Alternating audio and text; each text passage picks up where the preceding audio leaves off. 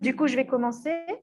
Donc, je me présente, je suis Stéphanie Kertetauru, professeure de français au lycée Tayarapunui à Taravao, formatrice académique et à mes heures perdues, chargée de mission inspection en lettres, spécialisée sur le numérique. Voilà, donc merci d'être venus si nombreux à cet atelier sur le numérique et l'inclusion. Je suis contente de voir que ça passionne autant de collègues, cette question de l'inclusion et comment est-ce qu'on fait pour accueillir des élèves en situation de handicap dans nos classes, parce que nous y sommes confrontés tous les jours et qu'on cherche des solutions pour les y accueillir. Je vous ai mis mes coordonnées. Vous pouvez toujours me joindre par email, c'est stephanie.care@ac-polynésie.pf. Alors, on va commencer par un petit questionnaire pour voir à peu près où vous en êtes. Je vous connais, alors je ne sais pas dans quelle filière vous êtes, certains oui, mais d'autres non. On a premier degré aussi, TEFA second degré aussi. OK. Premier degré. D'accord. En ULIS? D'accord. Bon, bah alors, très bien. Premier. Second degré. Canada, donc c'est équivalent à l'école de la. D'accord, ok. Et en discipline, est-ce qu'on a beaucoup en littérature, en maths, en scientifique? Sciences? Oui. En lettres, qu'est-ce qui est plutôt en lettres? D'accord. Langue vivante?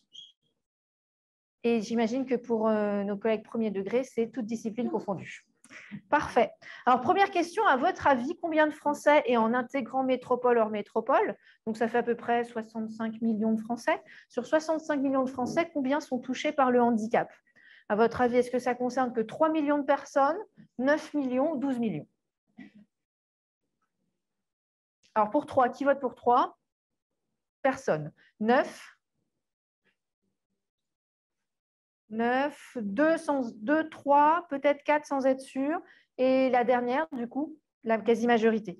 Effectivement, vous avez raison.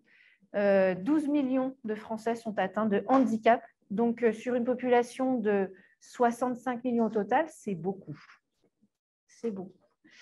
Quelle est la proportion de personnes en fauteuil roulant parmi ces personnes en situation de handicap? Est-ce que ça concerne 20% des Français, 13% des Français ou 2% des Français? 13%? Allez, faites vos jeux, rien ne va plus. Plutôt 13? Oui, la grande majorité pense que c'est 13. C'est 2. 2%, donc ce n'est pas tant que ça. Donc, ça veut dire que le handicap est ailleurs. Et c'est là ce qu'on va essayer de voir ensemble. Nous, dans notre système français, combien d'élèves français sont-ils en situation de handicap? Est-ce que par rapport à nos élèves, c'est 50 000, 350 000 ou 500 000 élèves, en sachant qu'on a environ 12,3 millions d'élèves en France?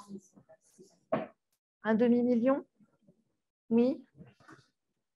350 000.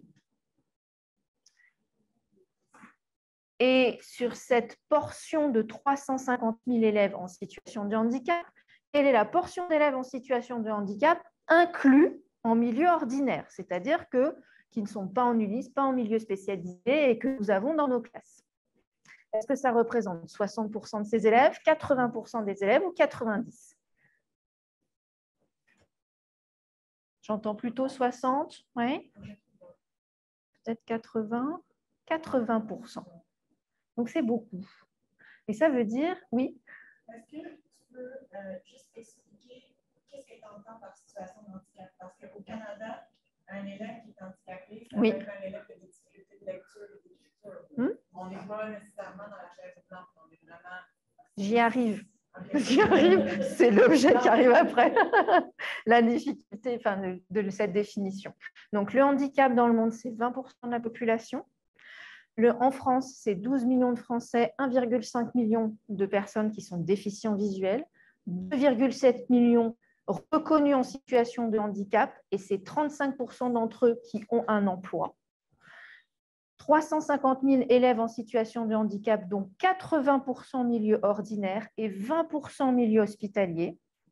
Donc, la grande majorité d'entre eux sont en classe et on a 850 000 personnes en fauteuil. Cette source-là vient de la DARES, publiée en 2016. Évidemment, les chiffres ont évolué depuis, mais restent sensiblement les mêmes.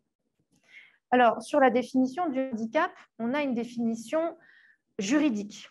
La définition juridique, elle a été définie donc, sur la loi de 2005, la loi du 11 février 2005 sur la loi du handicap, je vous la lis, constitue un handicap au sens de la présente loi, toute limitation d'activité ou de restriction de participation à la vie en société subie dans son environnement par une personne en raison d'une altération substantielle, durable ou définitive. Et j'insiste, on va voir la définition de ces trois mots, substantielle, durable, définitive, d'une ou plusieurs fonctions physiques, sensorielles, mentales, cognitives ou psychiques d'un polyhandicap ou d'un trouble de santé invalidant.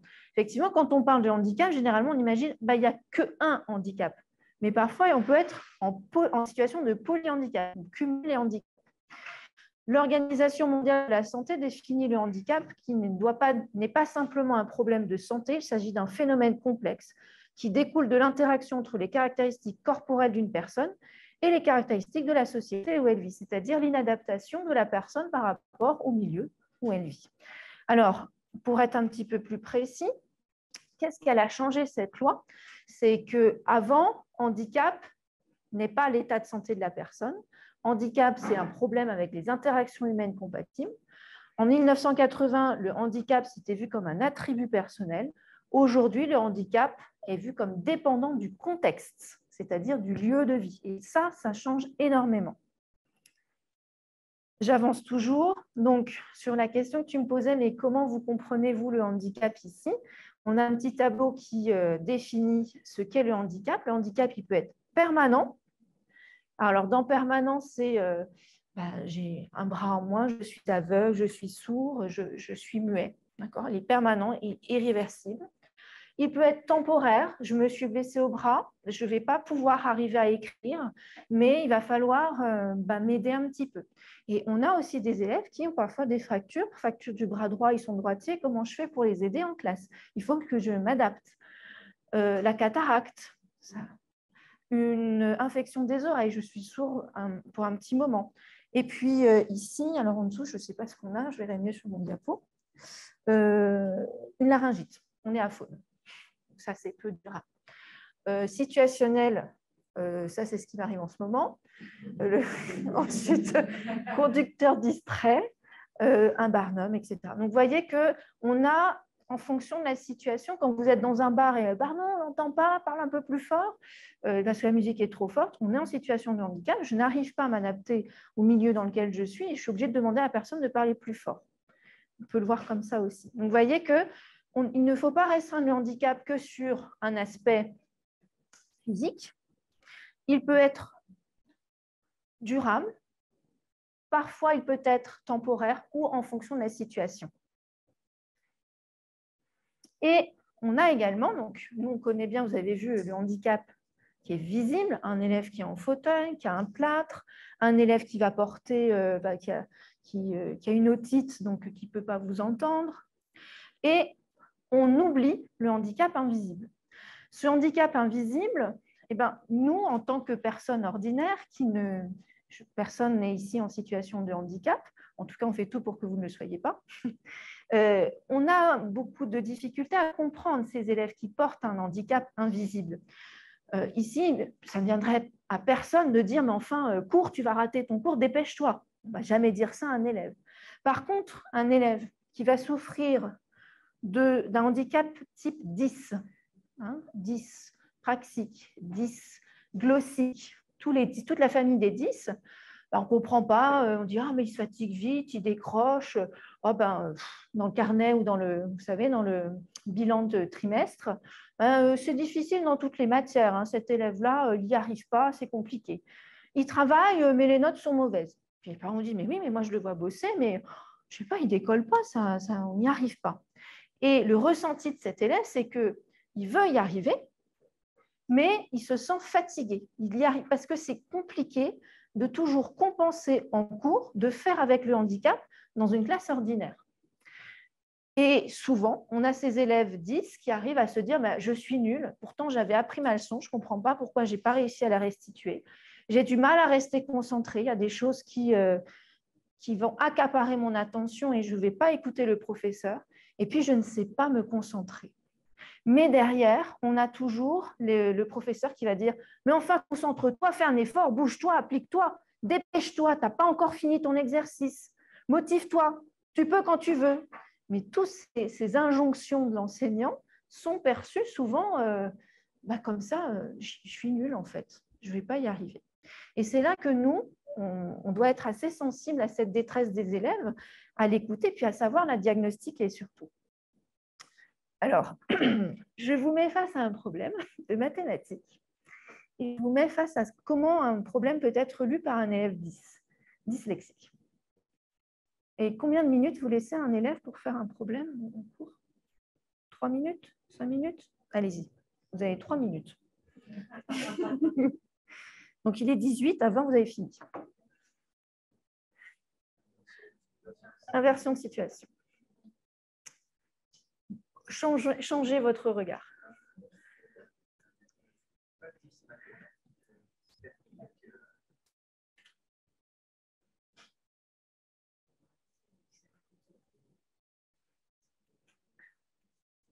Attention, il reste 1 minute.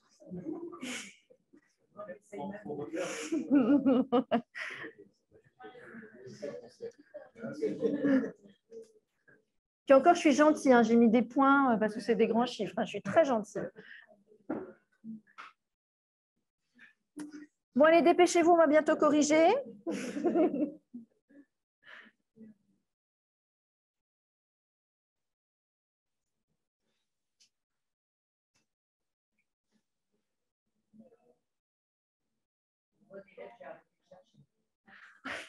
Arrêtez de chercher.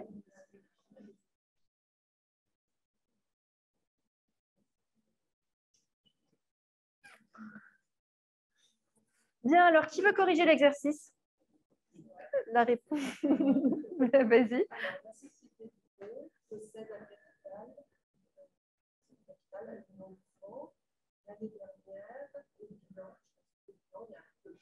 Oui.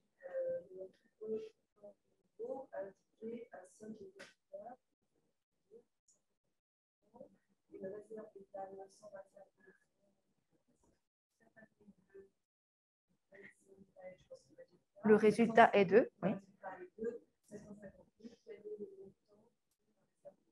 Voilà. Tu as traduit. Mais le problème, c'est quoi? C'est que tu as pris 2 minutes pour lire la consigne, la comprendre et tu n'as pas résolu le problème.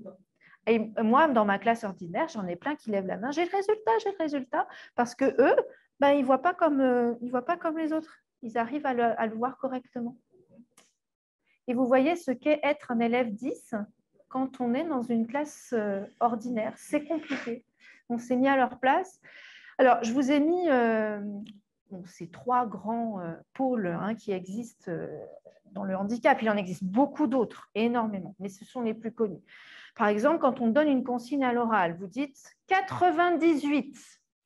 Il y a des élèves qui vont entendre 98 et vont parfois écrire 98 ou 98 ou 4-20-18. Donc, les consignes orales, c'est très compliqué pour un élève qui est dyscalculique. Et c'est pour ça qu'on vous dit il faut plutôt les mettre à l'écrit. Alors, bon, c'est vrai qu'on rouspète, on se connaît en salle des profs. Oh non, lui, il faut que je lui fasse ses consignes. Non, mais moi, j'avais prévu de dire à l'oral. Non, parce que vous êtes confronté au même problème que vous avez eu avec le problème que je vous ai donné. La dyspraxie. La dyspraxie, c'est le handicap du geste. Langage soutenu, numérique, attention à la double tâche. Ces élèves qui sont monotâches, il faut vraiment tout découper.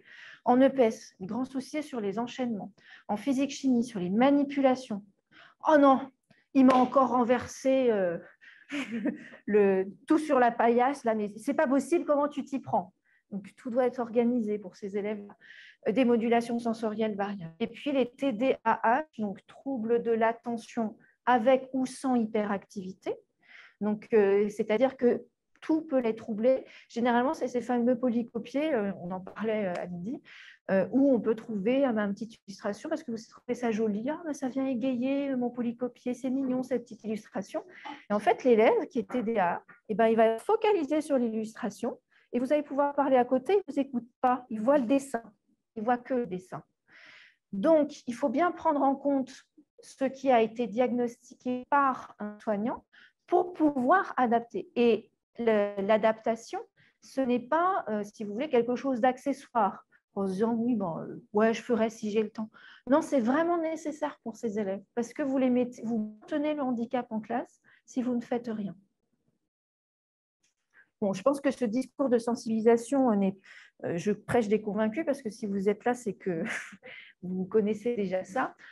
Donc après, le handicap invisible se traduit souvent sur les problèmes de lecture, de transcription, une orthographe qui est mal maîtrisée, dysorthographique, difficulté avec certaines polices. Alors là, je m'arrête un instant parce que je vois beaucoup d'enseignants, beaucoup de collèges qui, quand ils ont un document à donner à un dyslexique, vont utiliser la police de caractère Open10 en se disant, ben voilà, la solution miracle, je mets tout en Open10 et mon élève va pouvoir lire. Seulement, il est possible qu'un élève dyslexique n'arrive pas à déchiffrer la police de caractère Open10. Ce n'est pas la solution. Quand on adapte un document pour un élève en situation de handicap, il y a une discussion avec l'élève. Lui demander, est-ce que cette police, tu arrives à la lire? C'est clair pour toi? Est-ce que tu arrives à bien distinguer chaque lettre? Et y aller sur un document numérique, est-ce que c'est plutôt du Arial? Est-ce que c'est plutôt du comique? Est-ce que c'est plutôt de l'Open10? Est-ce que tu veux qu'on écarte les lettres? Est-ce que tu veux qu'on fasse un espacement, un interligne plus grand? Ou alors, est-ce que ça n'est pas nécessaire et je ne vais pas m'embêter à le faire? Mais il y a un vrai dialogue à mener avec l'élève pour connaître, savoir ce dont il a réellement besoin. Parce que ce n'est pas parce qu'on a une étiquette 10 que la solution, c'est celle-là. Non, c'est des discussions. Une lenteur pour se mettre au travail, peut-être qu'il faut alors faire des micro-tâches, à demander autant à un élève, difficulté à planifier les étapes d'une tâche, à prévoir l'organisation, difficulté dans les doubles tâches. Là, vous avez vu avec mon problème de maths, il y a une double tâche. Je lis, je comprends et je résous. Et ça fait beaucoup. Concentration fluctuante, rapidité à être distrait, crainte du changement d'environnement. Dès qu'on n'est plus dans la même classe, ça ne va pas. On a perdu les repères. Problème d'orientation spatio-temporelle, difficulté à relater chronologiquement un fait. Moi, j'en connais beaucoup en classe de lettres. De quoi parle le texte? Ça part dans tous les sens. Et il faut arriver à organiser. Intolérance au bruit, aux maux de tête. Il suffit qu'il y ait un rotophile qui passe dans la cour et puis là, on l'a perdu. Et il n'y a plus personne. Mémoire de travail déficitaire, fatigabilité, accumulation de retard, le stress, l'accroissement des conséquences. Vous vous souvenez, c'est cet élève qui a toujours le son de tête, je ne vais pas y arriver, je suis nul, les autres y arrivent, ils sont plus rapides et moi, je n'y arrive pas. Et pourquoi? Donc, il y a un gros travail de confiance en soi aussi, travailler avec ses élèves pour éviter la mésestime, le découragement, la révolte. C'est souvent des élèves qui peuvent être agressifs et on ne comprend pas pourquoi, ou qui sont en décrochage scolaire aussi. Ça arrive. J'ai ma place, ce n'est pas à l'école. Alors, moi, je vais vous proposer des solutions numériques. Mais vous avez bien compris que les solutions numériques, il n'y a pas de miracle. Le numérique, ce n'est pas magique. Ça peut être un support intéressant, discutable avec l'élève. Ça peut alléger la charge mentale aussi de l'enseignant qui doit prendre en compte dans sa classe différents profils de handicap. Et il y a tout ça qui peut être intéressant. Mais après, il ne faut pas se dire, comme j'ai fait ça et comme j'utilise ça, moi, je suis dégagée, je n'ai plus rien à faire. Non, c'est toujours un échange constant avec l'élève, avec la famille, parce que la famille connaît bien son enfant. Et il faut toujours arriver à se dire, est-ce que ça, tu en as encore besoin? Est-ce que ça t'est encore utile? Faire un bilan. Est-ce que ça, tu penses qu'on peut l'enlever maintenant? Est-ce que tu arrives à te débrouiller sans? Alors, une première chose que moi, je vous conseille de faire, moi, je me rends compte qu'ici, en Polynésie, au final, on a peu d'élèves en situation de handicap en classe. En tout cas, moi, je n'en vois pas beaucoup. En métropole, on en voit beaucoup plus. Et peut-être qu'il y a aussi, des fois, on a une intuition en tant que professionnel d'éducation. Voilà, cet élève, il est long quand même. Il n'y arrive pas, il ne fait pas dans les temps. Ou alors, oh là là, l'orthographe, j'arrive pas à le lire, comment je vais faire? vous avez ce qu'on appelle sur le site Canopé, Cap École Inclusive, qui va vous permettre de faire un diagnostic en ligne de l'élève. C'est-à-dire que vous avez l'intuition que, tiens, il y a un truc qui ne va pas. Moi, je ne suis pas soignant, on n'est pas du tout dans le médical. On a une formation universitaire, on est formé dans notre discipline, dans nos disciplines, si on est professeur des écoles. Comment je fais pour faire un diagnostic ou peut-être démontrer à la famille que, tiens, j'ai un doute, moi, je vous invite quand même à consulter un professionnel. Ça ne mange pas de pain, allez-y, on verra si ça se confirme ou pas. Si ça ne se confirme pas, ben, écoutez, tant mieux quelque part. Mais si ça se confirme, ça veut dire que notre équipe pédagogique doit faire quelque chose pour votre enfant. Alors, je vous montre rapidement. Est-ce que je dois brancher le son? Ah. Et est-ce que j'ai mis le son? Oui. Ça passe directement? OK.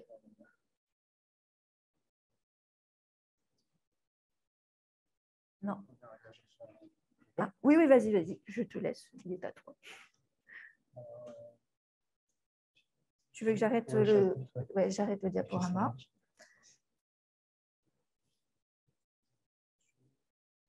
C'est son, ouais.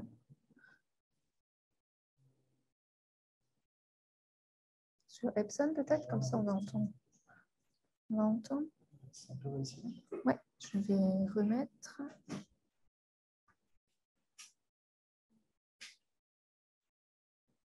L'objectif de ce tutoriel est de vous aider à découvrir, à prendre en main et à utiliser le site Cap École Inclusive. Ce site a été co-construit en partenariat avec le ministère et le groupe d'enseignants de terrain. Il est hébergé chez Réseau Canopé, opérateur tutelle du ministère de l'Éducation nationale. Le site Cap École Inclusive est un accès réservé aux agents identifiés par le ministère de l'Éducation nationale. Il est destiné aux membres des équipes pédagogiques. Comment se connecter au site? C'est tout simple. Il s'agit de taper l'URL du site dans la barre de recherche de votre navigateur. Une première page d'accueil apparaît. À la droite de cette dernière, vous trouverez une fenêtre accès réservé qui vous permettra de rentrer dans le site. Si vous ne disposez pas d'un compte sur réseau-canopé.fr, cliquez sur Créer un compte. Une page formulaire s'ouvre. Elle n'apparaîtra que lors de votre première connexion. Sur cette page, vous aurez différents champs à renseigner. Rien de bien compliqué. Si ce n'est une petite utilité, dans le champ « Choisissez votre profil », sélectionnez « Équipe éducative ». Apparaissent alors deux champs supplémentaires, votre fonction et l'adresse email académique. Sélectionnez dans le menu déroulant votre fonction, puis renseignez votre adresse email professionnelle, c'est-à-dire votre adresse académique. À l'étape suivante, vous devez, pour finaliser la création de votre compte, renseigner la partie concernant votre établissement de rattachement. Si vous ne disposez pas des informations nécessaires concernant cette durée, contactez-nous. Vous pouvez ensuite passer à l'étape suivante. Si vous disposez déjà d'un compte sur réseau-canopé.fr avec un profil équipe éducation, vous accéderez directement au site en vous loguant avec votre adresse email académique et le mot de passe de votre compte. Allez sur la fenêtre de droite, accès réservé, et cliquez sur Nous connecter. Bien, ça, c'était pour vous rappeler comment on se connecte à ce site. Alors, si je vais sur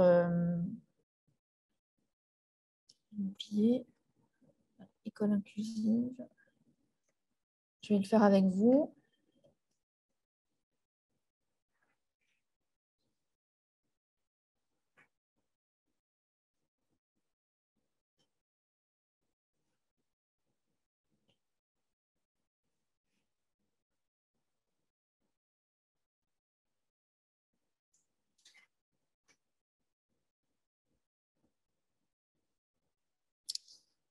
Donc, vous avez ici la possibilité d'avoir des outils avec notamment Observer, avec notre grille d'observation personnalisée, identifier les besoins de l'élève. Et c'est ça qu'il faut faire au départ, la grille d'observation. Donc, on va aller dessus.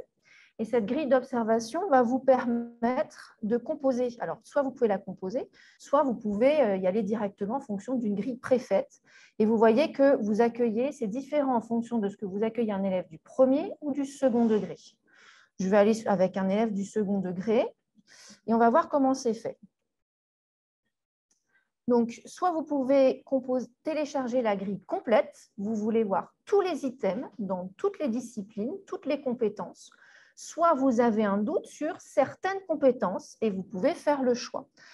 Par exemple, moi, je vais peut-être voir un problème sur la lecture, je vais prendre ça, peut-être sur, oui, le fonctionnement cognitif, et puis peut-être aussi que dans la formation aux citoyens, je vois un problème d'autonomie de mon élève, et que voilà, c'est déjà pas mal. Et on va pouvoir soit télécharger la grille, soit la compléter.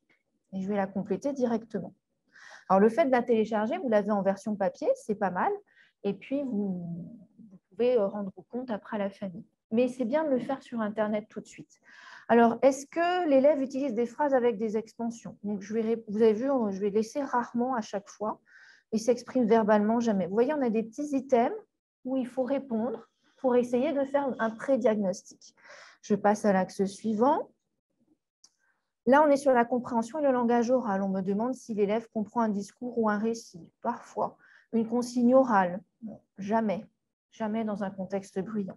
Je passe à l'étape suivante. Sur le fonctionnement cognitif, est-ce qu'il accède au contenu d'apprentissage à son âge? Jamais. Est-ce qu'il fait des déductions, des inférences à partir d'un texte ou d'une situation de problème? Rarement. Est-ce qu'il pose des questions? Est-ce qu'il est curieux? Jamais. Je ne l'entends pas. Le déchiffrage, est-ce qu'il sait lire des mots irréguliers? Rarement. Est-ce qu'il déchiffre aisément des mots réguliers? Parfois. Je passe à l'axe suivant. Vous avez vu qu'ici, on vous dit où vous en êtes. Est-ce qu'il sait formuler un avis, faire des choix? Rarement. Est-ce qu'il est à l'heure en cours? Jamais. Est-ce qu'il se déplace et s'installe dans la classe? Souvent. Est-ce qu'il est autonome dans les gestes du quotidien? Parfois. Est-ce qu'il est autonome dans ses déplacements? Parfois. Est-ce qu'il se positionne comme un élève de sa classe d'âge? Rarement. Et là, je peux aller voir les résultats. Donc, ça va vous générer ici les besoins identifiés, les difficultés de l'élève. On voit que les difficultés sont surtout sur la communication expressive et orale, sur le fonctionnement cognitif. Le type d'adaptation principale, c'est le langage écrit. Et les types d'adaptation secondaires, ce n'est pas parce qu'ils sont secondaires qu'ils ne sont pas prioritaires, mais celui-ci est à voir immédiatement.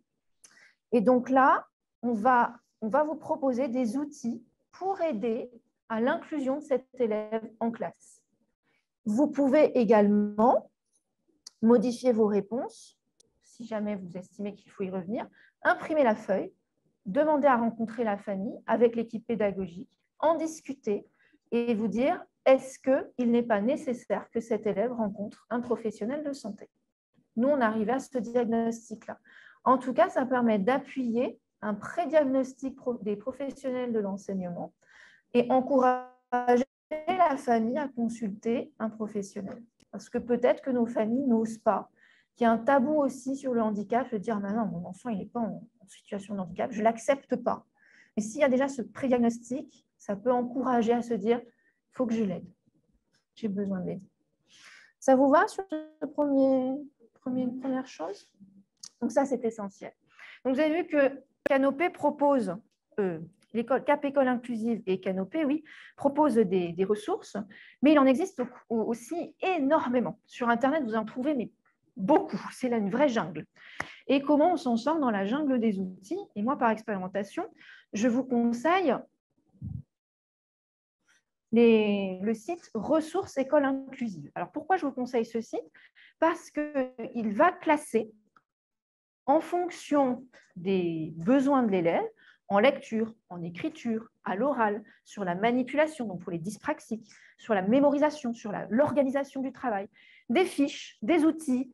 Alors, des fiches pour sensibiliser les collègues qui vont se dire « moi, j'en m'en fiche, hein. C'est votre problème à vous, moi, je ne me sens pas concernée », qu'on peut afficher en salle des professeurs pour dire « écoutez, il existe ça, ne restez pas aveugle, je vous montre ce que c'est, et si vous voulez, on en discute ». Donc, sensibilisation aux collègues, sensibilisation aussi auprès des familles avec les fiches. Donc, je vous montre à quoi elles ressemblent. Vous voyez, ce sont des fiches comme ça, toutes faites, ou trouver des livres audio. On a un QR code qui permet de renvoyer tout de suite à un site Internet. On a les grands sites qui en parlent. Donc, on aura littératureaudio.com, je vous en donnerai d'autres, etc. Donc, c'est pas mal. Et puis, ces fiches de sensibilisation, par exemple, qu'est-ce qu'on appelle un AESH? Quel est son rôle? À quel moment je peux en avoir un dans ma classe? Comment se passe le rapport entre un professeur et une AESH? Donc, ces fiches-là, elles sont très intéressantes pour sensibiliser et les familles et l'équipe pédagogique par rapport à l'accueil d'un élève en situation de handicap. Elles sont très bien faites, on les imprime, on les colle ou on les distribue aux parents. Est-ce que vous voulez que j'aille sur le site ou vous irez par vous-même? Oui. Un autre site aussi qui est indispensable, oui.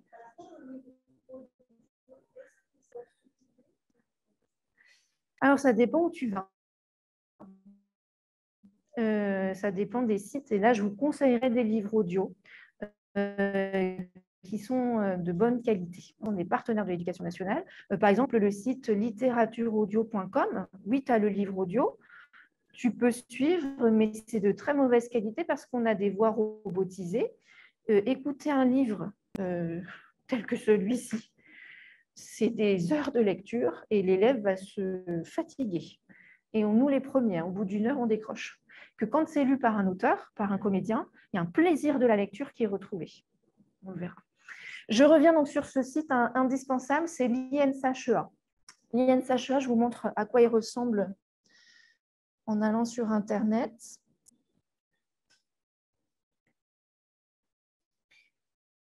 Donc, lui, il est très complet dans le sens où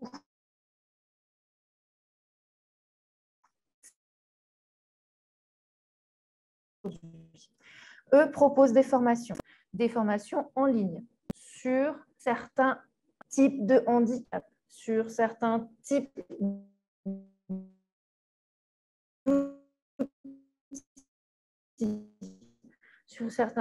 de multiples questions. C'est de multiples formations. C'est un gouffre énorme. Peut-être que vous commencerez à tirer une ficelle. Il va par étapes. Alors, quand il veut,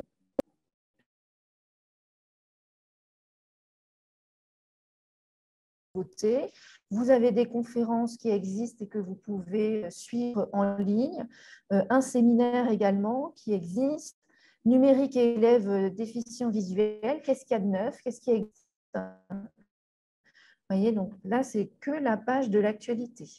C'est déjà pas mal. Et quand on remonte, vous voyez qu'on a des formations qui sont possibles en ligne dans l'enseignement supérieur pour les professionnels de l'éducation nationale en formation continue. La recherche, qu'est-ce qui existe. Et puis peut-être pour vous, ce qui peut être très intéressant, ce sont les ressources avec l'ORNA, comment on accueille un élève autiste, les handisciences, les personnes sourdes et malentendantes, donc, qui sont classées par handicap. Par exemple, si je vais sur les personnes sourdes et malentendantes, vous allez retrouver pléthore d'outils, de ressources pédagogiques, ludiques, médiatiques. C'est énorme, c'est une mine d'or. Évidemment, on peut s'y perdre. Donc, à vous de voir, en fonction de l'élève que vous accueillez, qu'est-ce que je peux trouver là-dedans. Mais vous n'êtes pas sans rien. Et ça, à chaque fois, ce sont des outils numériques qui vous sont proposés. Donc, l'INSHEA, vous avez vu également que vous retrouvez sur les modules déroulants ici, enfin le menu déroulant ici, et bien tout ce qu'on peut trouver, et puis des conseils de lecture, d'ouvrages que vous pouvez commander. Si vous avez une tablette numérique de lecture, une liseuse, ça peut être intéressant. Voilà.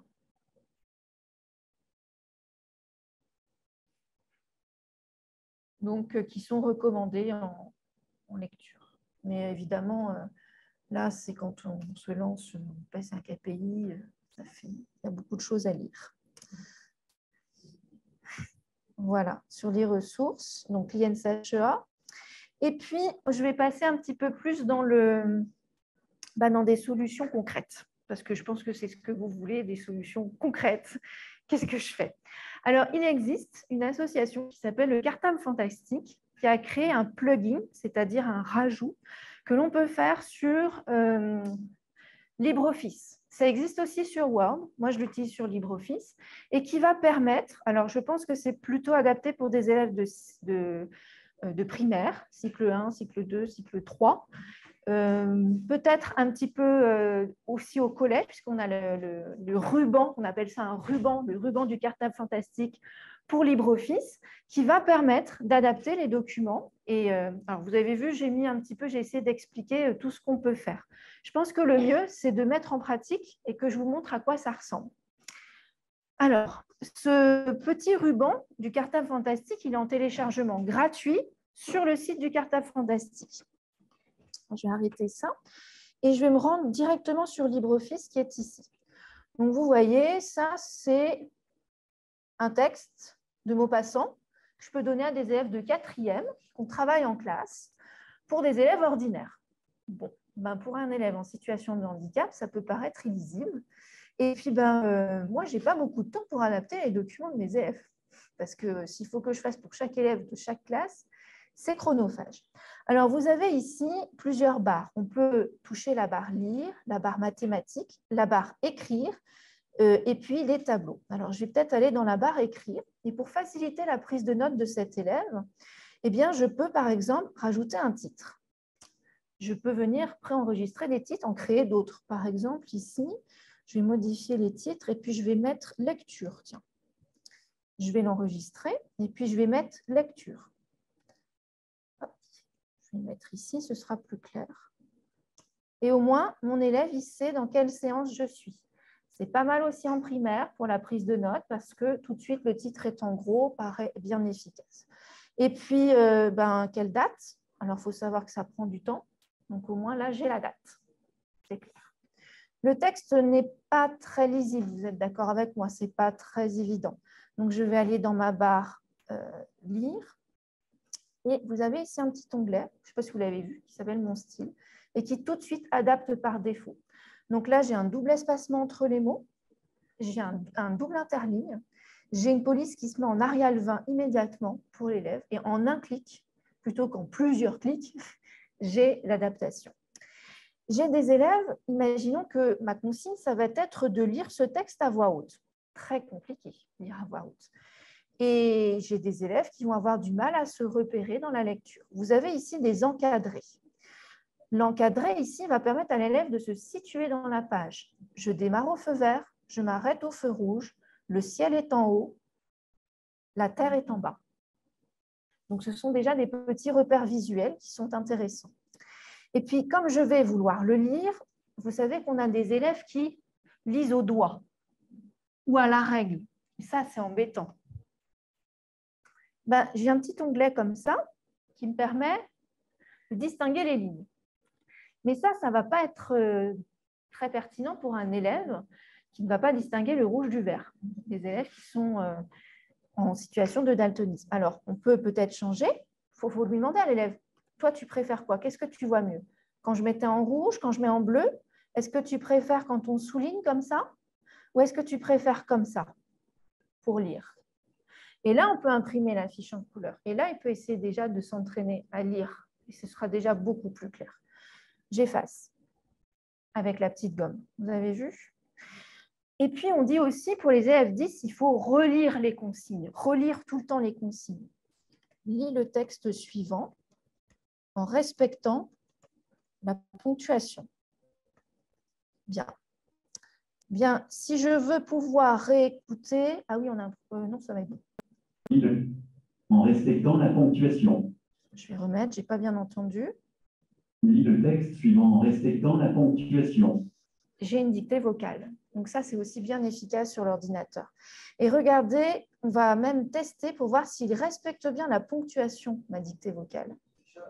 Les deux chaumières étaient côte à côte, au pied d'une colline, proche d'une petite ville de Bain.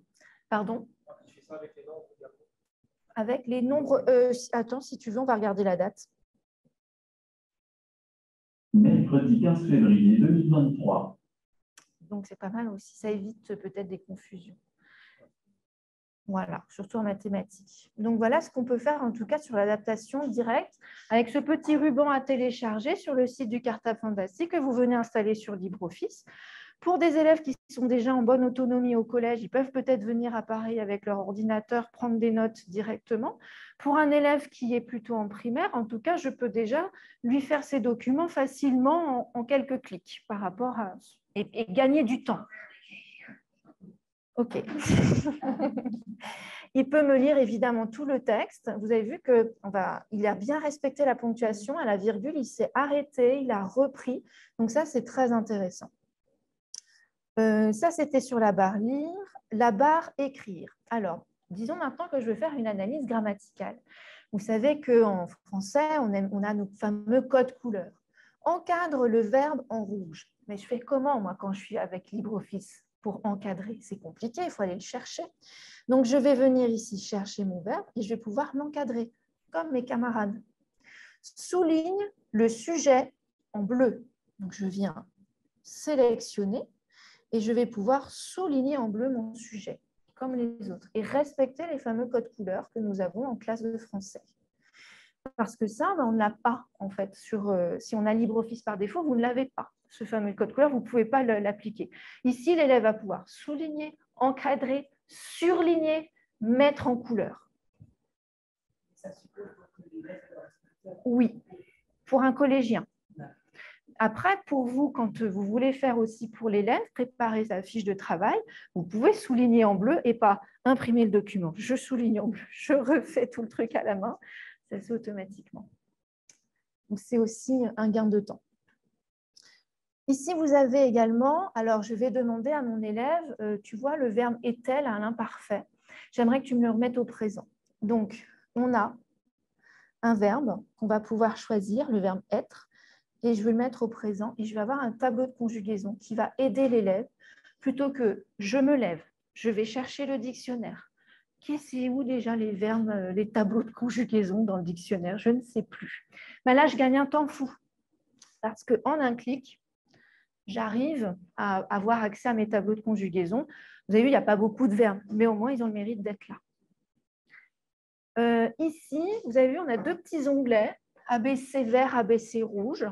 Imaginons que je veux faire une dictée sur ordinateur, sans correcteur orthographique. J'active ça. Voilà. Et là, je peux laisser l'élève faire la dictée sur l'ordinateur. J'imprime, je récupère le document. Il n'aura pas eu accès à ça.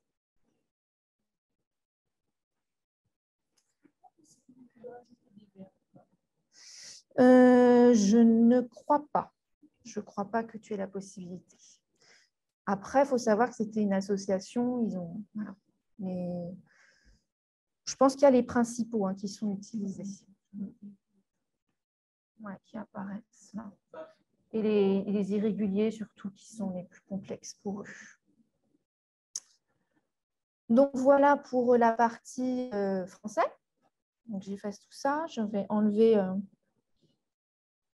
sur ma barre du lire ça.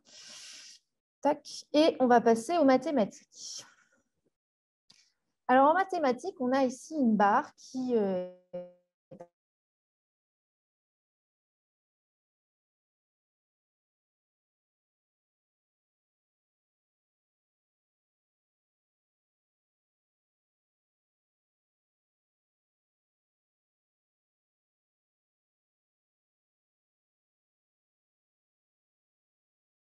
plus 3.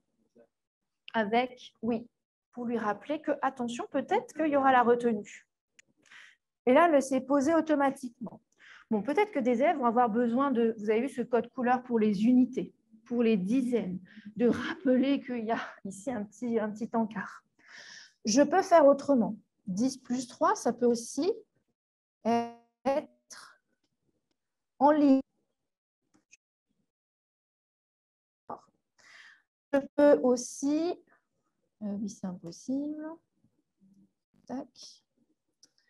Je peux aussi faire, alors peut-être que ça vous intéresse,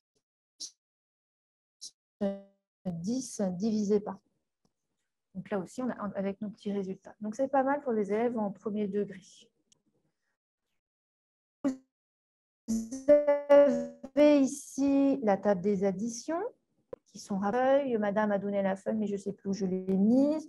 Tu m'énerves, où tu as rangé tes affaires. Il faut encore que je fasse une photocopie. La table de multiplication, elle est là. Et puis, vous avez également des tableaux, parce que quand on demande aux élèves, quand on n'a pas pensé à faire les tableaux, ça peut être long. Donc, on a des tableaux qui peuvent être tout de suite remplis. Voilà. Ici, sur les heures, les volumes, etc. Les tableaux des heures, addition des heures, etc. Qui sont des aides non négligeables pour nos élèves, pour nos élèves et puis surtout pour nous qui préparons tout ça. On a une petite calculatrice qui est là. Ça évite de fouiller dans le sac et que ça prenne 5 minutes en plongée sous la table. Donc, au moins, il peut se relever tout de suite. On peut poser des fractions également. Et puis, vous avez des tableaux de fractions qui sont ici pour rappeler à l'élève les différents types de fractions qui existent. Pour voir, pour visualiser ce que ça représente un neuvième par rapport à une unité. On coupe en 9 et puis ça fait votre 1 neuvième. Est-ce que vous voyez à peu près le potentiel? Alors, c'est un potentiel un peu réduit. Hein. On a bien compris que c'était plutôt pour le primaire et le collège, mais on peut déjà faire beaucoup de choses avec. Donc, je n'enregistre pas et je reviens à mon diaporama. Donc, voilà un peu ce que je vous ai proposé. La dictée vocale, vous retrouvez ici tout ce que je vous ai montré. Les petits tableaux, etc. Voilà. Alors, il existe aussi le fameux tracé, géotracé, que vous connaissez peut-être. Je ne suis pas spécialiste de la question, mais je vous dis en tout cas qu'il existe et que vous avez la possibilité d'utiliser des instruments de géométrie comme le compas, la règle, votre équerre, etc., pour pouvoir aider les élèves dyspraxiques. Il existe également des exerciceurs qui sont déjà adaptés avec le cartable fantastique, qui vous permettent de créer des exercices en ligne pour les élèves et qui sont déjà pensés, déjà faits, et que vous pouvez utiliser en créant votre propre espace personnel. Et il faut savoir que tous les exercices du manuel Césamat sont déjà en version inclusive et ont été créés en version inclusive par LibreOffice et le cartable fantastique. Alors après, on se dit, oui, mais moi, je fais comment avec d'autres élèves au lycée? Parce que les élèves au lycée vont me dire, oh, mais ça, c'est un peu gamin. Moi, je fais comment? Il existe un autre logiciel, enfin, une autre application qui a été créée par Microsoft et qui s'appelle OneNote.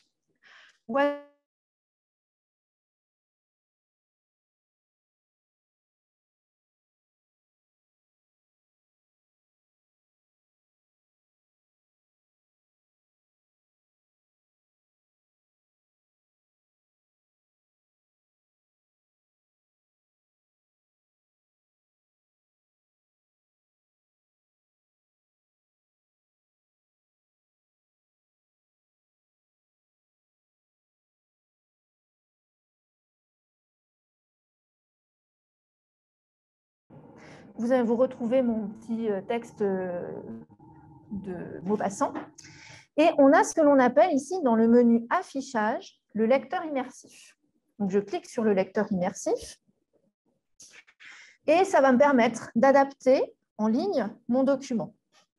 J'ai l'impression que ça rame un peu au niveau Internet, mais on va attendre. Le lecteur immersif de OneNote. Ouais. Voilà. Alors, ah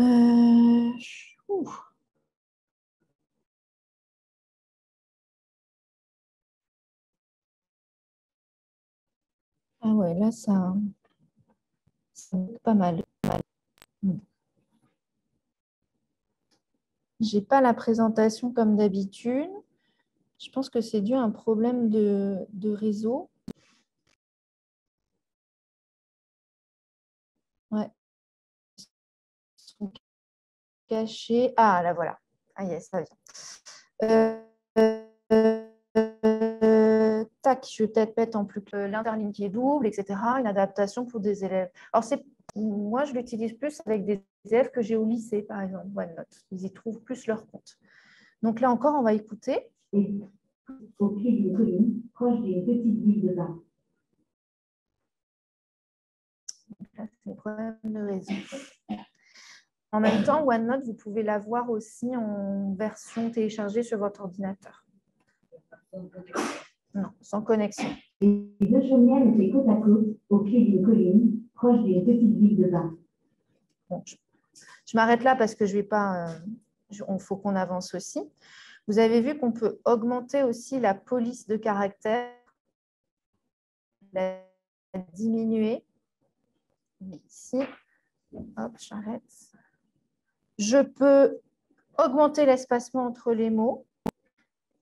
Je vais remettre le lecteur immersif en route. Je suis navrée pour les impairs. Voilà, c'est bon. On peut augmenter, on peut l'enlever si ce n'est pas nécessaire. Je peux changer la police. Et évidemment, on peut également modifier. Alors ça, c'est pour nos déficients visuels. Soit mettre un fond noir sur écriture blanche. Et mine de rien, pensez à l'exposition au vidéoprojecteur de vos élèves. Il est préférable d'avoir un fond sépia qu'un fond blanc sur noir. C'est moins fatigant pour les yeux. Dans les préférences de texte, on a aussi des filtres comme ceci. Mais là encore, ça se discute avec l'élève. Je vous laisse en sépia. Et c'est bon. Autre chose, on a des options de grammaire. Alors, quand on fait l'analyse grammaticale avec les élèves, parfois, ça peut être compliqué de faire le découpage syllabique quand on est face à un poème. Vous voyez qu'ici, on a un découpage syllabique avec des points qui viennent s'intercaler entre les mots.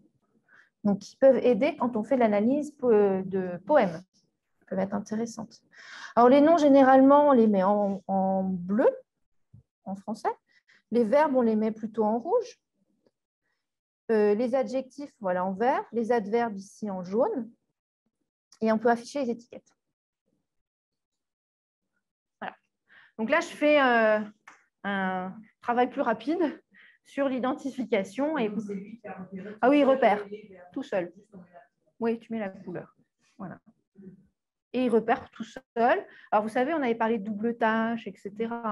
Des fois, ça évite une tâche à un élève. Si votre but, c'est juste de faire repérer si ce sont des phrases simples ou des phrases complexes, ça va aider l'élève. Ça met un petit coup de pouce sur la rapidité, par exemple. Autre chose, alors j'enlève tout ça et mes étiquettes. Vous avez une autre option, ce sont les préférences de lecture. Alors, on peut mettre des focus sur des lignes, par exemple, qui peuvent être intéressants, soit une, soit 3, soit plusieurs, d'accord? Ou ne pas en mettre du tout, ça peut aider dans la lecture. On peut aussi rajouter un imagier. Alors, par exemple, je ne sais pas s'il va me dire colline. Voilà, on va m'expliquer ce qu'est une colline. Une petite ville, qu'est-ce que c'est qu'une ville? Le bain, c'est quoi le bain? Puis je peux l'écouter aussi, s'il veut bien se lancer. Normalement, on peut. Et puis, alors ça aussi, vous connaissez l'intelligence artificielle, on peut traduire pour nos élèves en tahitien. Alors, je veux tout le document. Alors bon, on a des accents circonflexes, mais il faut comprendre que c'est en fait notre accent droit. Ça, c'est possible. Alors, pas en lecture audio. Non, on ne peut pas tout avoir. Par contre, tu me dis en anglais, oui, c'est possible. Oui, et je pense que la langue tahitienne, à part chez nous, c'est compliqué. Alors, je ne sais pas, l'anglais américain, voilà. Je vais faire traduction. Et là... Were side by side at the foot of a hill close to a small bathing town. The two peasants toiled the infertile land to raise all their young. Each household had 4. Alors, vous voyez, ça peut être pas mal quand on fait l'initiation aussi à l'anglais. Et puis, on peut, je crois, dans la vitesse de lecture, on peut la régler à un moment donné, je ne sais plus où. Non, on ne peut pas la régler, cette vitesse de lecture. En tout cas, on a des traductions qui arrivent comme ça. Oui.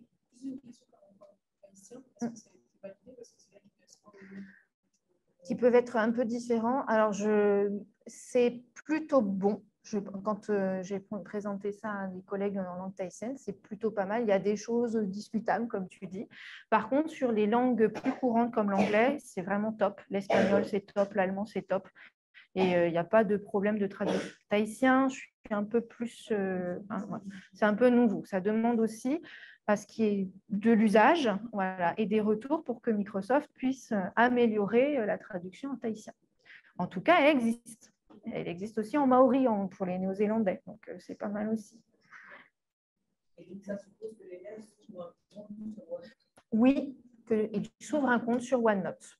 C'est super, mais en fait, il faut apprendre à s'en servir. Seul, c'est exactement ça. C'est arriver à l'autonomie de notre élève à la fin, c'est-à-dire que arriver à des études secondaires, ce n'est plus à l'enseignant de toujours faire l'adaptation, mais c'est de faire une formation, lui montrer que ça existe et qu'il le fasse avec son propre ordinateur. Exactement. Fait ses choix en fonction de ce dont lui, il a besoin. Donc voilà pour OneNote.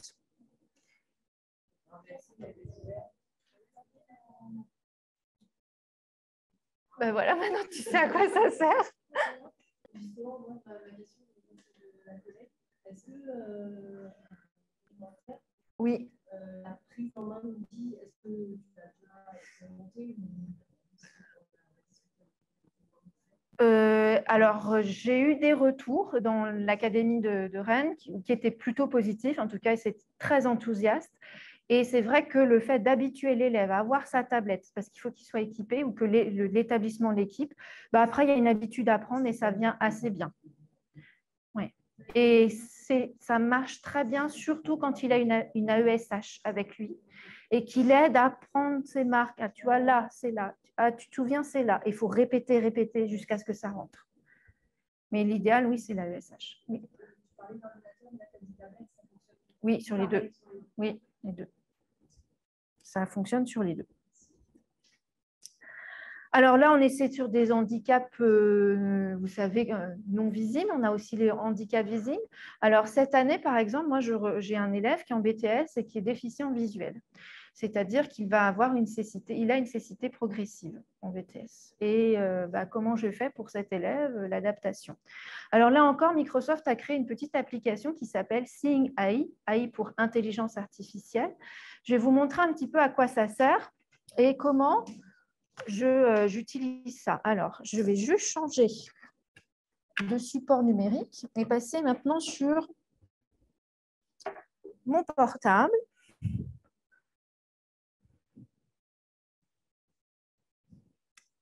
Voilà, donc Seeing AI, je ne sais pas si vous voyez, c'est le petit truc bleu là. Je pose. Il est là, Seeing AI. Ça se télécharge, c'est gratuit et c'est bien pour le quotidien d'un élève en situation de handicap visuel. Alors, je vous montre par exemple ce qui existe. Ah, je fais mieux que ça. Alors, vous avez vu, j'ai du T là. Texte court. Texte court. J'arrive. Lotti Lotti, au moment de celui que nous connaissons sous le nom de Pierre Lotti, publie le mariage de Lotti, 1880. Il est encore un écrivain sans nom, et la couverture du livre indique par l'auteur de le livre paru en 1879. Texte pour 2 heures produit. Donc voilà ce qu'il est capable de faire. J'ai mon livre, je suis comme un autre élève, et je veux pouvoir mettre mon casque audio, parce que là on l'a eu je veux avoir, et qu'il puisse me lire le livre. N'importe quel document, un polycopier qu'un professeur, oui, je fais mon cours, j'ai un polycopier, je donne à l'élève, zut, j'ai pas le temps de te le lire, il faut que je m'occupe des autres là. Tiens, prends ton appli, écoute, il va te lire ce qu'il y a écrit sur le polycopier. D'accord?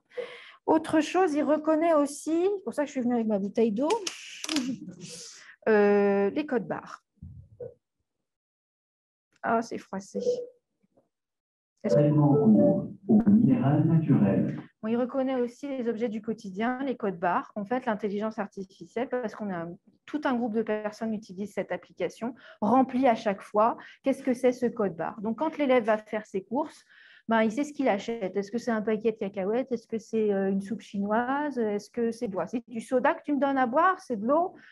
Qu'on ne me trompe pas, s'il vous plaît. Voilà. Ensuite, on a la possibilité aussi d'avoir un document. Alors là, je l'ai fait lire le livre comme ça, mais je peux aussi le prendre en photo. Je le mets comme ça en photo. Là, c'est plus stable quand on fait une photo document. OK. Le Pierre Loti-Zéro, 2 millions dès au moment où celui que nous connaissons sous le nom de Pierre Loti publie le mariage de Loti, 1880. Il laisse encore un écrivain sans nom et la couverture du livre indique par l'auteur de la JLD, livre paru en 1879. Voilà. Et quand j'ai un document, c'est plus simple. Oui. Non, je n'ai pas vu ça en option sur le... Je ne l'ai pas vu. Peut-être, je vais voir. Configurer les raccourcis. Sélectionner une voix. Si je peux mettre Thomas, Marie. Et est-ce que je peux... Non, je ne peux pas. Je ne peux pas mettre sur le débit. En tout cas, je ne le vois pas. Autre chose aussi. Alors, personne. Est-ce que quelqu'un veut bien être sympa? Alors, hop, et se prendre en photo et mettre son nom. Je t'en prie. Seeing AI. Seeing AI.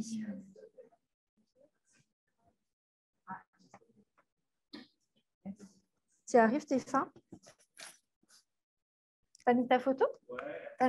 Tu mets ton nom. Tu mets T-E-F-A. Tu as mis une deuxième photo? Ouais, je pense. Voilà, encore 3. Moins d'1 mètre. Moins d'1 mètre. Sur le gros blanc. Entrez le nom. OK. Ouais, il va dire te fin. Ah.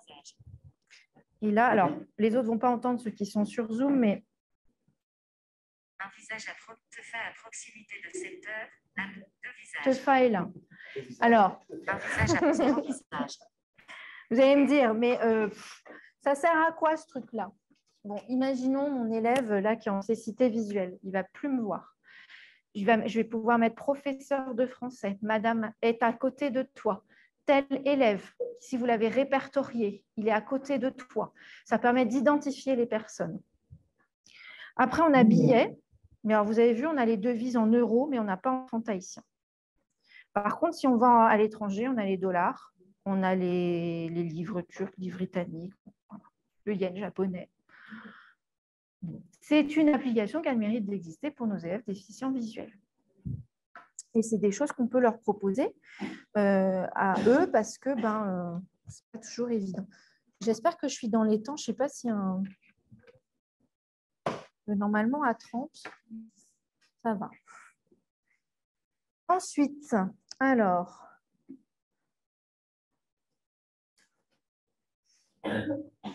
autre chose. Sur vos ordinateurs, vous savez, avec la loi sur le handicap de 2005, tout concepteur d'ordinateur doit pouvoir proposer une adaptation en fonction de votre handicap.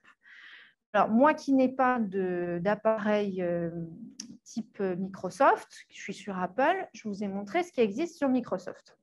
Donc, vous avez dans votre menu la possibilité d'afficher, d'augmenter ou de diminuer les polices pour mieux voir sur votre ordinateur. Et d'ailleurs, handicap, je vous rappelle, hein, on vieillit, on est obligé de mettre des lunettes, ça peut nous être utile à nous aussi. Le pointeur, on peut faire en sorte qu'il soit plus grand, on peut faire des inversions de couleurs, travailler sur les contrastes et avoir aussi la dictée vocale. Ça existe aussi sur Apple avec les Mac. Tac, tac. Alors. Ah oui, mais là, je ne peux pas parce que... Bon. Je vais devoir mettre... Je suis désolée. La petite ampoule. Alors, je vais voir si ça marche, si je peux vous montrer parce que quand on vidéo projette, je n'ai pas accès à tout. Dans le menu accessibilité de chez Mac, qui est ici. Vous avez la possibilité, donc VoiceOver, je ne vais pas le démarrer parce que c'est très embêtant quand on le démarre. Il va tout vous lire. Là où vous pointez la souris, préférence système, édition, présentation, il vous lit tout à l'oral. On a la possibilité là aussi de réduire ou d'agrandir avec des raccourcis clavier pour faire des zooms avant, des zooms arrière, des styles de zoom en plein écran. Vous avez, et c'est là que c'est très intéressant, travailler sur l'affichage, l'inversion des couleurs. Ça peut être pas mal quand on a un élève déficient visuel pour pouvoir adapter au vidéoprojecteur en un clic. On a la possibilité de réduire ou d'augmenter le contraste. Vous avez vu, on voit mieux le contraste ici. Différencier sans couleur. Bon, après, on vient travailler. Et mon élève qui est déficient visuel, lui, il est 2 téranopes. Donc, c'est-à-dire qu'il ne voit pas le rouge et le vert. Donc, je suis obligée d'utiliser ça. Et ça lui permet de mieux voir mes documents. Par exemple, si je reviens sur mon document LibreOffice, je vais vous montrer ça. Okay. Sur mon affichage, je vais pouvoir travailler les différents filtres. Je n'ai pas l'impression qu'ils s'appliquent. Oui, pardon. Merci. Voilà. Vous voyez le fond, là, mon fond d'écran, il a bougé en niveau couleur. Je ne sais pas si vous voyez dans le fond. Ça bouge derrière. Hein, voilà. Donc, ça permet en un clic d'avoir les choses, l'accessibilité. Je peux mettre des sous-titres quand j'écoute quelque chose, le contrôle vocal, le contrôle du pointeur. Il faut aussi les rapides ou lents, la rapidité de l'ouverture, etc. Donc, voilà ce qui existe en tout cas sur Mac. Autre chose. Alors, on a aussi, pour ceux qui enseignent en primaire, premier degré, Dicodis. Alors, Dicodis, c'est un dictionnaire pour les élèves en situation de handicap qui découvrent le dictionnaire. Alors là aussi, je vais devoir changer d'appareil. Venir ici. Alors, Dicodis va me permettre de faire une recherche dans le dictionnaire par rapport à un son. Je ne sais pas l'orthographier. Je sais comment ça se dit, mais je ne sais pas comment ça s'écrit. C'est le fameux élève qui vous dit, madame, le mot n'est pas dans le dictionnaire. Il n'existe pas. Donc, vous avez vu qu'ici, on s'est rangé par phonème. Je vais effacer tout et je reviens, voilà, par phonème. Alors, je veux écrire le mot encre. Donc, je vais chercher le son en. Je valide.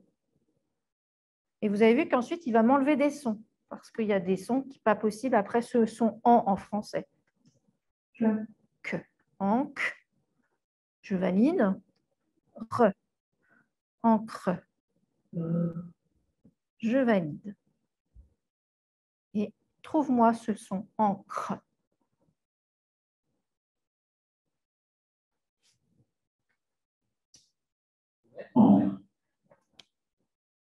Et oui, mais tu as raison. Regarde, j'ai un autre petit point. J'ai 2 possibilités. Et en plus, vous avez vu, on a des petites souris en haut. Une souris en haut à gauche, une souris, 2 souris. Ça me marque mon pluriel. Ce mot-là prend un S, ne prendra pas un X. Si j'avais cherché hibou, j'aurais trouvé autre chose. On me dit aussi que c'est un nom. Il appartient à la catégorie des noms. Voilà, puis après, je gomme et je peux retrouver d'autres sources. Ça s'appelle Dicodis. Malheureusement, ce n'est disponible que sur Apple Store, qu'avec une tablette Apple. Alors, on fait comment pour ceux qui n'ont pas Apple? Et on fait comment pour des lycéens? Parce qu'il n'y a pas que les élèves de primaire qui ne trouvent pas les mots dans le dictionnaire. Comment on fait? Madame, le mot n'existe pas dans le dictionnaire. Alors, il existe un très joli dictionnaire qu'on appelle le dictionnaire de l'Académie française, qui est ici. Et on va aller dessus. Vous allez voir aussi que lui, il est fantastique. Alors, ce dictionnaire, je vais l'ouvrir. Moi, je le conseille à mes élèves. Il fait partie des incontournables à utiliser. Alors, il est dans toutes les disciplines. Je vais écrire photographie. Photographie. Voilà. Donc, je l'ai mis en résultat. Et est-ce que j'ai des mots proches? Photographie. Ah, bah tiens, si, il existe, mais il ne s'écrit pas pareil. Effectivement. Et je le trouve là.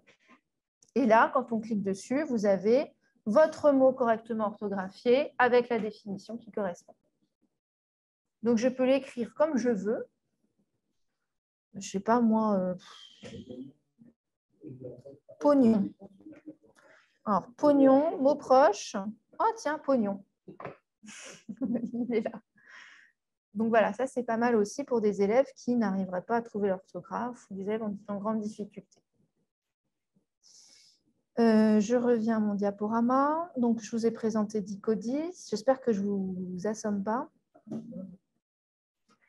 Et on a également une... Alors, ça, c'est l'entreprise Mobidis. Alors, on avait parlé de livres audio, livres adaptés, et que je fais comment. Nous, on n'a pas beaucoup de livres dans l'établissement, ou en tout cas, on ne les a pas en version audio, ou alors, ce n'est pas écrit avec l'écriture qu'il faut. Je fais comment? Alors, Mobidis propose deux choses, Sondo et Frog. Sondo, c'est une bibliothèque numérique pour faire lire tous les élèves, du CP à la terminale. Vous y trouvez tous les grands classiques de la littérature française et les grands classiques de la littérature jeunesse, et qui sont en accès. Alors là, par contre, on n'est pas dans du gratuit, on est dans du payant, mais ça se négocie, je pense, très bien avec des chefs d'établissement pour prendre un abonnement pour l'établissement pour que les élèves y aient accès sur les tablettes. Et Frog, qui est ici, donc Frog qui veut dire Free Your Cognition, qu'on peut traduire soulager l'effort cognitif. Chaque livre propose différentes options adaptées à chaque besoin. On peut changer la police. Donc là, vous avez vu, on l'a mis en open dyslexie. On a mis des syllabes, on a distingué les syllabes entre elles pour bien arriver à lire. On peut avoir un soutien audio, c'est-à-dire qu'ici, on peut avoir une lecture audio du livre. On a un imagier, etc., pour aider à la projection mentale. Et puis, on a des petites définitions aussi des mots. Donc, c'est une bibliothèque très riche. Vous allez me dire, ah ben oui, mais ça a l'air plutôt pour le primaire, ce n'est pas trop ce que je recherche. Il existe une autre solution, la BNFA. La BNFA, par contre, elle est gratuite. Vous savez que la loi sur le handicap doit rendre accessible tout ouvrage à une personne qui a un diagnostic. BNFA veut dire Bibliothèque numérique francophone accessible. Et la bibliothèque numérique francophone accessible, alors, l'élève concerné par le handicap se crée un compte. Et quand il se crée le compte, il doit scanner le document qui a été fourni par le soignant qui atteste du handicap de l'élève, ou une attestation du chef d'établissement qui atteste que l'élève scolarisé dans son établissement est bien en situation de handicap et peut donc avoir un accès gratuit à la bibliothèque numérique francophone accessible. Cette bibliothèque numérique francophone accessible, elle a tous les livres, pas que de la littérature jeunesse, pas que de la littérature française classique, tout, des BD, des albums, des recettes de cuisine, des livres sur le jardinage, tout, qui sont en gros caractères, en littérature audio, tout. Voilà. Et c'est en accès gratuit. Mais seul quelqu'un en situation de handicap a accès à cette bibliothèque. Donc ça, il faut en penser en début d'année. Est-ce que, tiens, on va lire ce livre-là en classe? As-tu ton compte à la BNFA? Ce n'est pas fait, il faut le faire. Il faut y penser. C'est dommage qu'on n'ait pas de collègues professeurs documentalistes. Voilà. Alors, je pourrais vous présenter une petite vidéo de présentation, mais ce n'est pas forcément pertinent. Voilà, et puis, alors j'en ai fini sur les outils numériques. Vous avez vu que déjà là, en 1h30, je vous en ai présenté beaucoup. Il en existe. Alors pour moi, ce sont les outils indispensables en classe, voilà, les incontournables si vous voulez. Il en existe beaucoup d'autres et vous pourrez les retrouver sur les sites que je vous ai conseillés, l'INSHEA, l'école inclusive, EduScol aussi, le site Canopé. En fait, vous avez énormément de sites qui répertorient les outils existants en fonction du handicap. Moi, je pense aussi qu'il ne faut pas oublier de sensibiliser nos élèves au handicap parce que, tiens, pourquoi lui, il a droit à ça et moi, je n'ai pas droit. Donc, la sensibiliser aussi à la question du handicap, c'est essayer de peut-être faire de l'analyse cinématographique sur les grands thèmes du handicap. Alors, je vous montre ce que c'est parce que Arte a créé une plateforme très intéressante qui s'appelle Blow Up. Alors, est-ce que je l'ai là ?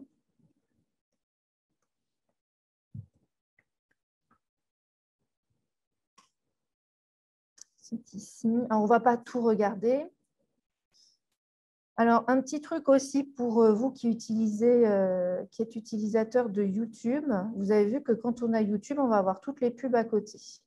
Ça peut gêner les élèves qui sont avec des troubles de l'attention. Donc, on peut aller sur ViewPure.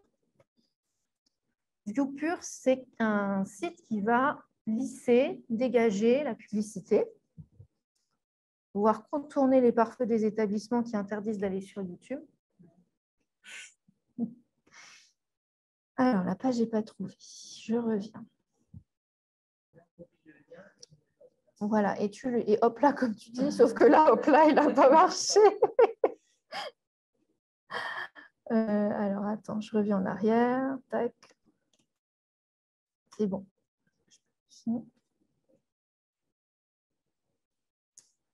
Voilà, on va regarder 5 petites minutes. Hein. La Journée internationale du handicap, le 3 décembre, c'est-à-dire cette semaine, ça va peut-être vous rappeler des bons souvenirs. d'un sujet dans le sur le handicap au cinéma. Le 7e art a fait du handicap une thématique majeure, que cet handicap soit physique pour Samuel Jackson dans Intersan, soit écrit à un retard mental pour Chanel Sam, que son handicap soit lié à la vue pour Victorio Gassman dans Parfum de femme, qu'il soit lié à l'ouïe et la parole pour la famille Bélier dans la famille Bélier. Des personnages handicapés hier dans Barry Lyndon, demain dans Avatar, pour les rôles principaux comme Larry Flint dans Larry Flint, ou des rôles secondaires comme The Big Lebowski dans The Big Lebowski,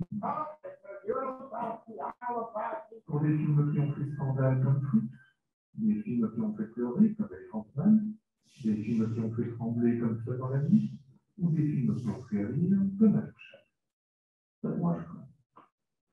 Pas de bras, pas de chocolat. C'est une panne, hein? Non, je déconne. Ben oui, c'est une blague. Elle est bien quand même. Très bonne. Une bonne chronique. Alors, pour commencer, de nombreux films, comme ici Le Rouillé d'os de Jacques Audiard, ont évoqué le moment du réveil à l'hôpital et la prise de conscience du handicap dans la confusion et le flou pour Marion Cotillard, avec une solitude amplifiée par le plan large.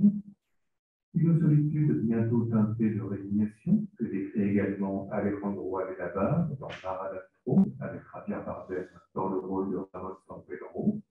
Et puis la vie reprend son cours à l'hôpital, dans les centres de rééducation, avec les relations médecin-patient qui commencent, d'abord timidement, comme dans l'éveil avec Robin Williams.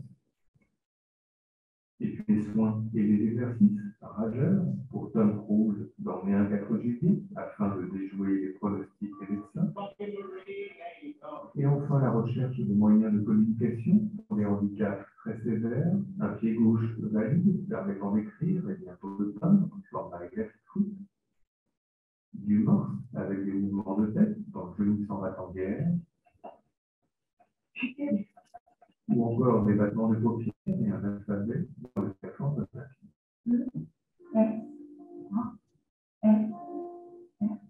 Sinon, pour communiquer, la musique est aussi fréquemment utilisée, en tous les cas par Julie Garland, avec un certain succès dans Un enfant attend.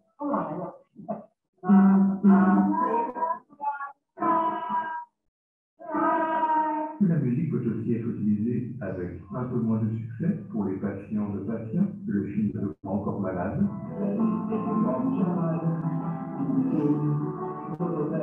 Alors heureusement, il y a le iPod, ceux de ses collègues, pour écouter du Bob Marley.